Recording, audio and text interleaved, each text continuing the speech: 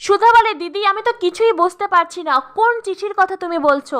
জ্যোৎস্না দিদি বলে, ভালো সাজার নাটক করছো তাই না? এই নাও তবে নিজেই পড়ে দেখো। তখনই সুধা চিঠি খোলে আর সেখানে একটা ছবি আর চিঠি সুধা দেখতে পায়।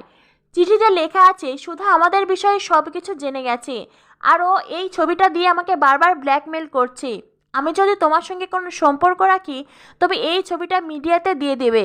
আমি তোমার অসম্মান কিছুতেই হতে দিতে চাই না জ্যোৎস্না, তাই আমি চলে গেলাম। এবারও আমাদের ভালোবাসা পূর্ণতা পেল না, তার জন্য দায়ী সুধা। সুধা মনে মনে ভাবতে থাকে, সুধীর্তদা এমন একটা চিঠি কেন লিখলো, কেন আমার নামে এই মিথ্যে কথাগুলো বলল? সুধা জ্যোৎস্নাদিকে বলে, বিশ্বাস করো দিদি, আমি কোনো ব্ল্যাকমেল করিনি, আমি এই ছবিগুলো তুলিনি, আর সুধীর্তদার সঙ্গে আমার এই বিষয়ে কোনো কথাই হয়নি। জ্যোৎস্নাদি বলে, সুধা তুমি মিথ্যে কথা বলছো, তুমি সব কিছু জানতে আর সব কিছু ইচ্ছে করে করেছো।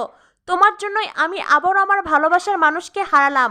আমার বিয়ের আগে থেকেই সুধীরদার সঙ্গে আমার ভালোবাসার সম্পর্ক ছিল, ঠাম্মি ছাড়া এই কথার কেউ জানতো না। তাহলে তুমি কি করে জানলে সুধা, কি করে জানলে?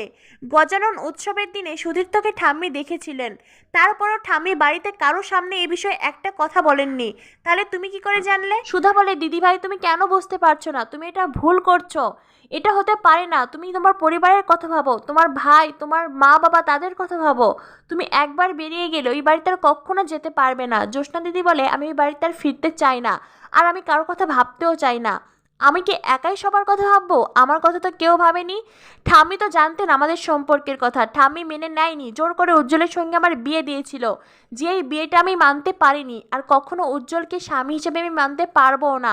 আমি সুতীর্থকে চাই, হতে পারে সুতীর্থ গরিব, কিন্তু আমি ওকেই চাই, আমি ওকে ভালোবাসি। সুধা বলে, তুমি কেন বুঝতে পারছো না দিদি, তুমি সুতীর্থদার কাছেও ভালো থাকতে পারবে না। জ্যোৎস্নাদি বলে, ব্যাস সুধা ব্যাস, অনেক বলেছো, আমি আর একটাও কথা শুনতে চাই না, আমি আজই সুতীর্থর কাছে মুম্বাই চলে যাব।